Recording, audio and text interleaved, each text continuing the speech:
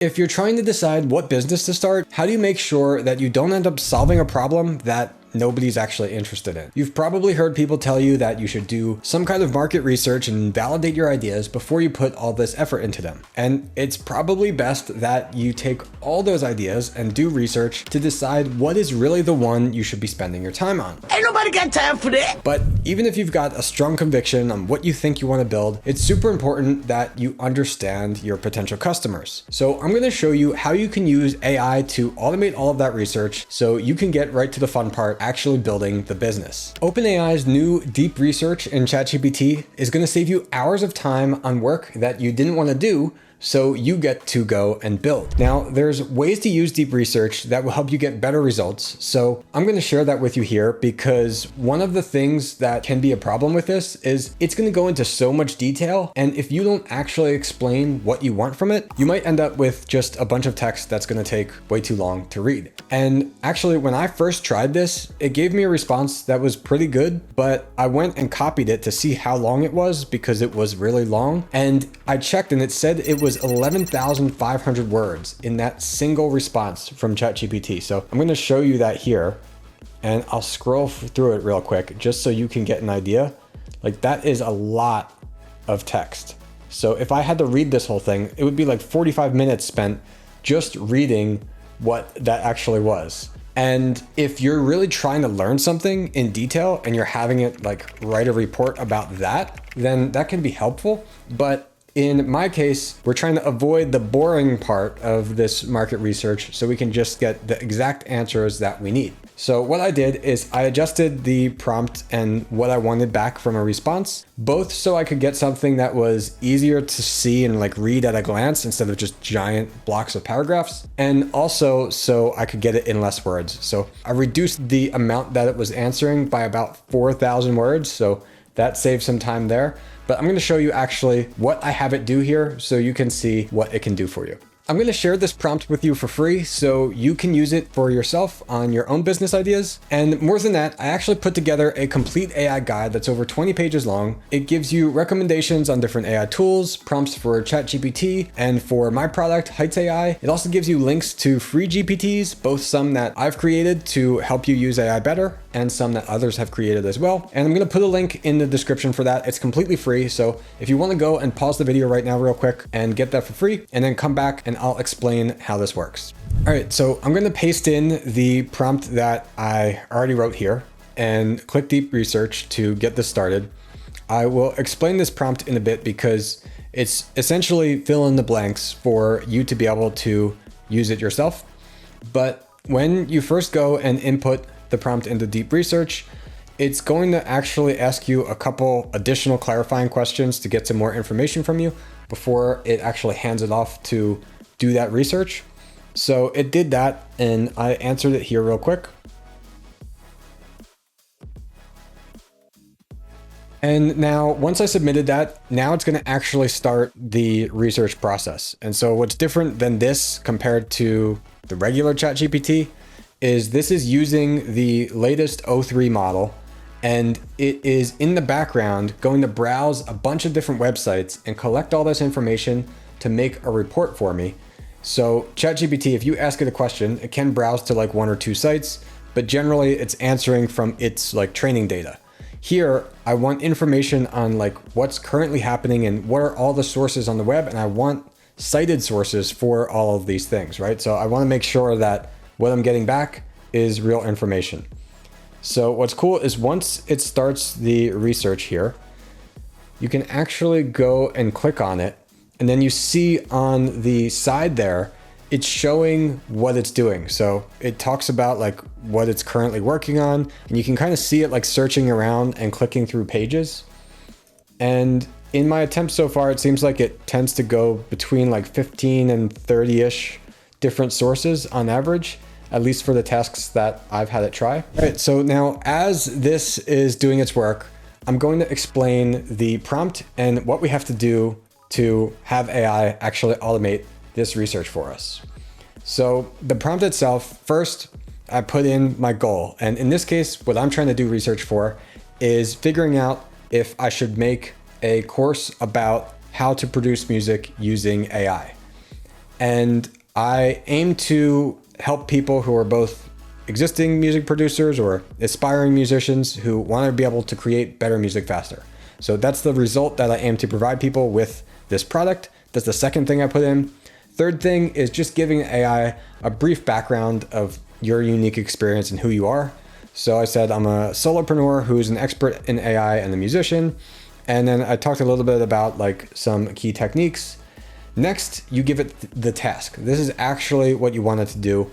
And you could just leave this exactly pretty much as I have in the prompt, but you may want to adjust things a little bit here for being more specific about what you actually want back. So I said that I want to understand the questions and the problems that people have in regards to using AI in music workflows. And next, I want to know what concerns I might have to address, especially in this case, I know some people maybe are against AI completely. I'm not trying to really convert them. I want to focus on potential customers. And I wanted to know, like, what tools do people talk about using? Because there's some tools that I use, but maybe there's other tools out there that I actually haven't heard of that I should learn and know more about. Next, I want to know what is the competitive landscape. So what else is already out there? Are there other people already making courses about this? Like, what are those courses actually about? And then where does the buyer spend time online? Because this is a really important point that if I actually move forward with this, I want to know like what communities or what social media networks should I be involved in to be where my buyer is, basically. Now, the key part of this prompt is the next part where we get into the response format. Because if I left it as it was, it could be nice, but that's where you end up with like the 12,000 words that you've just got to read through. So I said, with this information, I'd like you to output the following and make it as concise as possible. No fluff. I don't want to spend time reading. I want you to find the exact details I need. I can always look into your sources if I want more. And now I've listed this out exactly how I want it to output it back. So that way, like I'm giving it the template to work with of what I'm looking for. So first I said I want audience questions. What's the questions and problems that people have? Next, I want audience concerns, the concerns that I might have to address. Next is the competitors. I said I want this in a table, so that way I can see, I said in this format specifically, result provided, cost, link to product, link to social profile. And then I want where my audience is and list the potential buyers, like where they can be found online, placing the platform with the highest demand or attention for this at the top. So after that, that's the first section. That's kind of like giving me the information that it found. The next section, I want recommendations from AI. So my first point there is your product offer. I want to understand the specific way I should communicate the result that my product is going to provide so it aligns with my customer interest. So I gave it also an example template to try to teach it kind of the formula that I'm looking for and that I personally know works. Specifically for online courses, what I did is I put in that result plus power word plus niche as a formula for how it could write out the different ways I might mention this offer. Next, I had it say the tools and techniques that I should teach. And I asked it to list this out. And I said, you might make like a potential curriculum here that would address the needs found through your research. This way I understand with whatever I was imagining to create, if there's some problems that customers have that I didn't really think about. Now I've got some ideas of what else I might want to teach. And then finally, pricing recommendations. So pricing and what I should sell this for. And I let it know that I plan to make this a one-time payment with lifetime access. Plus I'll give some kind of like integrated community. I'm not just going to make the course by itself. And I again clarified no need for wordy details, just a simple recommendation. And then finally, product potential. So this is the last section. And I asked it to give me an overall rating of the market potential for this product on a 1 to 100 scale. And if it has the potential to be $1 million business. Now let's go and take a look at what it actually created for us. All right, so here is its finished report that it generated. It actually only took 10 minutes for this one and had 23 sources in total. Now, as you can see, we've got the response here in the way that I described it I wanted it.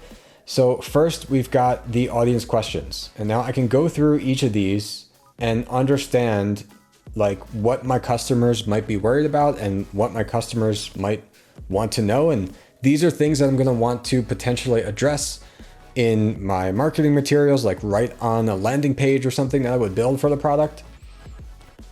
Audience concerns. Now, like, I would also want to potentially address these concerns.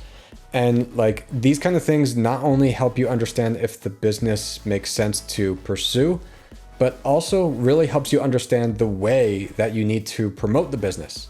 Because I've seen so many creators make the mistake of saying, I really like this topic, I'm going to go and make some kind of product related to it.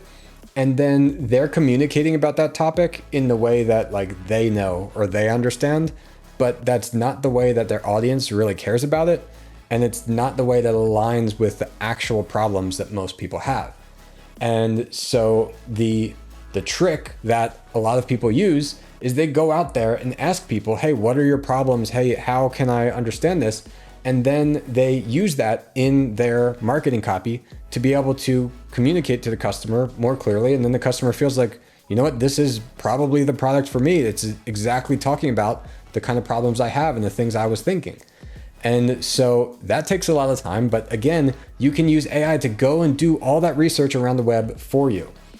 So that's the first two parts there. Let's look down. Now we've got the competitors.